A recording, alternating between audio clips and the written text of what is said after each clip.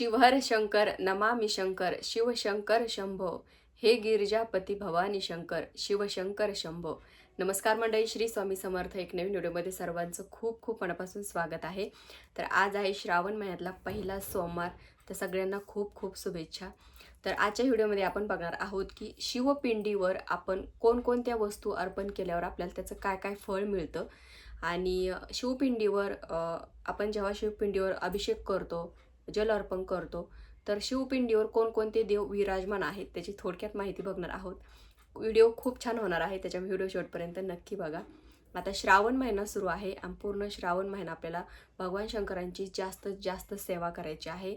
बघा, ब्रह्मा विष्णू महेश ही तिन्ही देवतांनी ही सृष्टी निर्माण केलेली आहे आणि त्याच्यात सगळ्यात महत्त्वाची म्हणजे महादेव. देवादिदेव महादेव म्हटलं जातं त्यांना. जेव्हा महाभारत संपलं होतं तेव्हा पाची पांडव हे भगवान विष्णूंकडे गेले होते आणि भगवान विष्णूंना ते विचारत होते की आम्ही जे हे काही पाप केलं आहे त्याच्यातून मुक्तता आम्हाला कशी मिळेल. तेव्हा भगवान विष्णूंनी त्यांना सांगितलं की तुम्ही महादेवांकडे जा, ते तुम्हाला मार्ग दाखवतील आणि ते तुम्हाला ह्या तुमच्या पापातून सुटका करतील.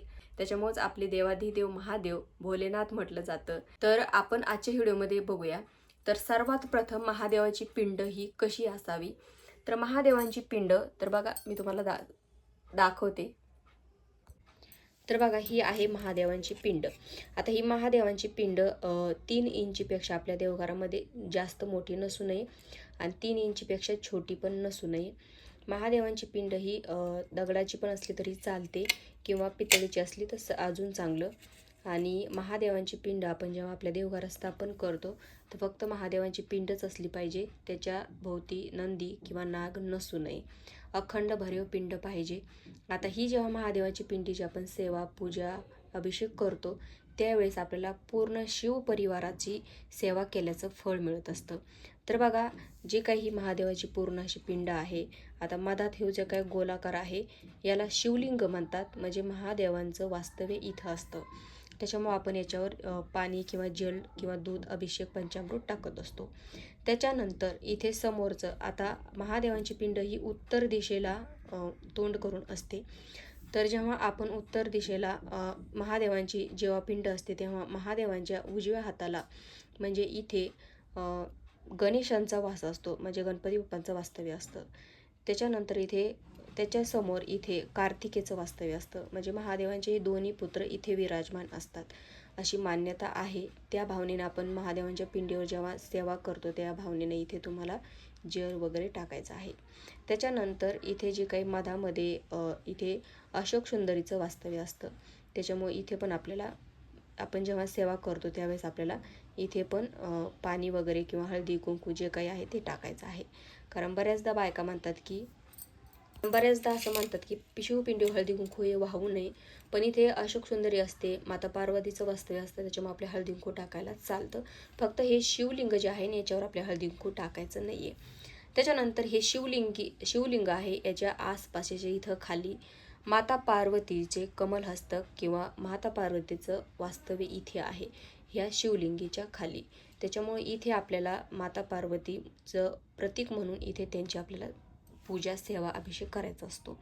असं हे पूर्ण शिवलिंग पूर्ण शिवपरिवाराने भरलेलं असतं.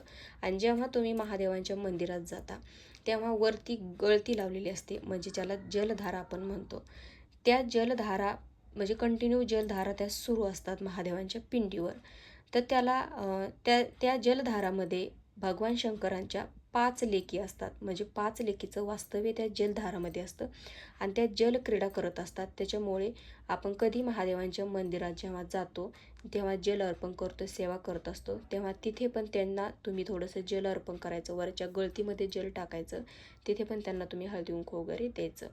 असं हे पूर्ण शिवलिंगावर पूर्ण परिवार विराजमान असल्यामुळे आपल्याला पूर्ण परिवाराची सेवा केल्याचं फळ मिळत असतं.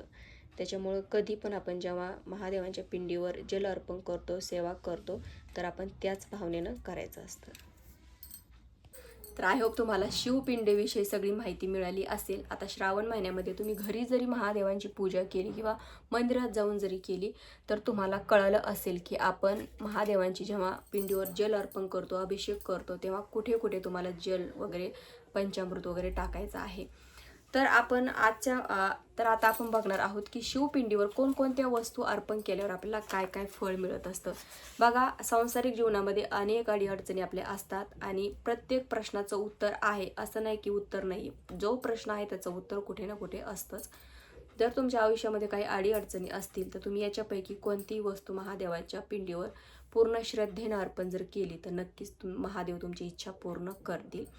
तर आपण बघूया की शिवपिंडीवर आपण काय काय अर्पण केल्यावर आपल्याला काय काय त्याचं फळ मिळत असतं. तर सर्वात प्रथम महादेवांना जे आवडतं ते म्हणजे बेलपत्र. सर्वच जण वाहत असतात. बेलपत्र आपण जेव्हा अर्पण करत असतो तेव्हा त्याची जी मागची दांडी असते ना कडक, ती कट करायची असते आणि बेलपत्र वाहते वेळेस तो तुटका फुटका नसू नये किंवा किडलेला नसू नये, चिरलेला नसू नये. अखंड बेलपत्र असायला पाहिजे. 5 पानाचा सुद्धा बेलपत्र अर्पण करायचा नाहीये, 3च पानाचं बेलपत्र अर्पण करायचा. तर आपण जेव्हा महादेवांच्या पिंडीवर बेल अर्पण करतो तेव्हा आपल्याला सगळं काही सुखकर फळ आपल्याला मिळत असतं आयुष्यामध्ये. त्याच्यामुळे बेल अर्पण नक्की करत जा. त्याच्यानंतर आपण शुद्ध तांदूळ घ्यायचे, पांढरे शुभ्र तांदूळ घ्यायचे आणि ते पांढरे शुभ्र तांदूळ आपण जर महादेवांच्या पिंडीवर अर्पण केले तर आपल्याला धन धान्य आणि संपत्तीमध्ये आपल्या वाढ होत असते. म्हणजे तुमच्या धनामध्ये वाढ होत असते, तुमच्या धान्यामध्ये वाढ होत असते आणि तुमच्या संपत्तीमध्ये पण वाढ होत असते. जर तुम्ही तांदूळ अखंड तांदूळ तुम्ही जर महादेवांच्या पिंडीवर अर्पण केले तर. त्याच्यानंतर जवस जर तुम्ही अर्पण केलं तर सगळ्या समस्यातून तुमची सुटका होत असते. म्हणजे आयुष्यामध्ये जे काही समस्या असतील, जे काही संकट असतील त्याच्यातून तुमची सुटका व्हायला सुरुवात होत असते. तर तुमच्या आयुष्यामध्ये काही असेल संकट समस्या असतील काही आणि तुम्हाला त्याचं निवारण मिळत नसेल तर तुम्ही आता ह्या श्रावण महिन्यामध्ये महादेवांच्या पिंडीवर जवस रोज अर्पण करायचं. घरी करा किंवा एखाद्या मंदिरात जाऊन पण करू शकता. जर आपण महादेवांच्या पिंडीवर तीळ अर्पण केले म्हणजे पांढरे तीळ, आपण काळे तीळ अर्पण करतो तर आपला पितृदोष कमी होण्यासाठी करत असतो आणि पांढरे तीळ जर आपण अर्पण केले तर आपल्या पापाचा नाश होत असतो. चुकीनं काही तुमच्याकडून काही झालं असेल आणि तुम्हाला वाटतं असेल की खूप वाईट झालंय, म्हणजे आपण म्हणतो काहीतरी पाप झाले तर त्याच्यातून तुमची सुटका होत असते. तसं तर पाप होऊच नाही, पण झालं सभागती, काही चूक झाली, कोणाचं मन दुखवण्यात आलं, काहीतरी गुन्हा आपल्याकडून झाला आणि नंतर आपल्याला त्याचा पश्चाताप होतो, अरे हे व्हायला नव्हतं पाहिजे. मग असं काही होत असेल तर आपण त्याच्यातून सुटका होण्यासाठी तुम्ही तीळ अर्पण करू शकता. जर तुम्हाला पुत्रप्राप्ती हवी असेल, म्हणजे आपण म्हणतो ना की बुद्धिवान पुत्र आपल्याला हवा आहे, जर तुम्ही प्रेग्नेंट महिला पण हा उपाय करू शकतात. तर सुयोग पुत्र प्राप्तीसाठी, बुद्धिवान पुत्र प्राप्तीसाठी तुम्ही महादेवांच्या पिंडीवर गहू अर्पण करायचे आहे. त्याच्यानंतर दूध आणि साखर, आपण नेहमीच पंचामृत आपण बनवून आपण महादेवांच्या पिंडीवर अभिषेक करत असतो, पण नुसतं कच्चं दूध आणि त्याच्यात थोडीशी साखर अर्पण जर तुम्ही केली तर तुमच्या संसारामध्ये सुख समृद्धी प्राप्त होत असते. म्हणजे सुख मिळत असतं, समृद्धी होत असते आपल्या संसाराची. त्याच्यानंतर नुसतं पाणी जल आपण महादेवांच्या पिंडीवर अर्पण केलं तर आपली भौतिक सुख आणि मोक्षाची प्राप्ती आपल्याला मिळत असते. नुसतं जल जर आपण अर्पण केलं तर. आपण महादेवांच्या पिंडीवर गाईचं शुद्ध तूप अर्पण केलं किंवा नुसता गाईच्या शुद्ध तुपाचा दिवा लावला पिंडीपाशी तर आपल्या शारीरिक दुर्बलता कमी होते आणि आपल्याला बलवंत आपण व्यक्ती बनत असतो. त्याच्यामुळे तुपाचा दिवा किंवा तूप अर्पण नक्की करा. ऊसाचा रस आपण महादेवांच्या पिंडीवर अर्पण केला तर आपल्या मुलांची बुद्धी तेज होत असते, बुद्धीमध्ये वाढ होत असते. त्याच्यामुळे ऊसाचा रस पण तुम्ही नक्की अर्पण करा. त्याच्यानंतर आपण नुसता मध जर आपण अर्पण केला महादेवांच्या पिंडीवर तर ज्यांना काही मधुमेहाचा आजार असेल, मधुमेहाच्या आजारापासून तुम्ही ग्रस्त असताल तर तुम्ही महादेवांच्या पिंडीवर म्हणजे शिवपिंडीवर तुम्ही मध अर्पण करा आवर्जून. तुमच्या त्या रोगापासून किंवा त्या बिमारीपासून तुमची सुटका होईल किंवा तुम्हाला मुक्तता मिळेल. बघा, शेवटी जिथे विश्वास आहे तिथे भगवंत असतो आणि जिथे आपण म्हणतो ना विश्वासाने कोणती सेवा केली, कोणताही उपाय केला तर त्याचं फळ आपल्याला आपला देव देतच असतो. तर अशी अशा ह्या वस्तू आहेत. तर तुमच्या समस्यानुसार तुम्ही त्या वस्तू भगवान शंकरांच्या शिवपिंडीवर अर्पण करू शकता. तर शेवटी बघा, श्रद्धा महत्त्वाची आहे, भाव महत्त्वाचा आहे. जिथे श्रद्धा आहे, जिथे भाव आहे, तिथे भगवंत असतो.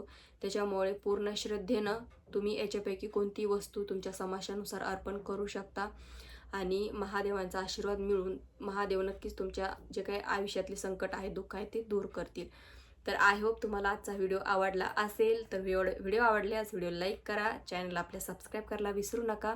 असं छान छान माहितीसाठी आलेली सेवा श्री स्वामी समर्थ महाराजांच्या चरणी आणि परमपूज्य गुरु माऊलींच्या चरणी रुजू करते. श्री स्वामी समर्थ.